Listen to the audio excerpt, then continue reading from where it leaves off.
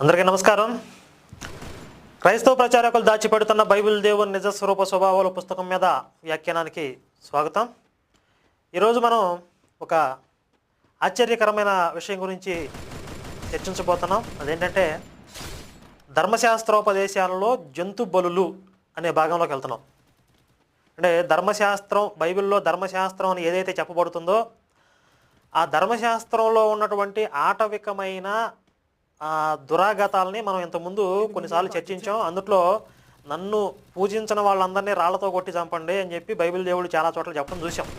ఇప్పుడు ఆ ధర్మశాస్త్రాన్ని ఇంకొంచెం విపులంగా పరిశీలిస్తే అందులో కొన్ని భాగాలు మనకు కనపడతాయి. అందులో ప్రధానంగా జంతు బలులు దాని గురించి ప్రముఖంగా ప్రస్తావించబడింది. ఈ జంతు బలుల గురించి చాలా సవివరంగా విస్తారంగా ఈ బైబిల్లో చెప్పబడింది. తర్వాత స్త్రీపై వివక్ష అనే భాగం ఉంది ఈ ధర్మశాస్త్రంలోనే.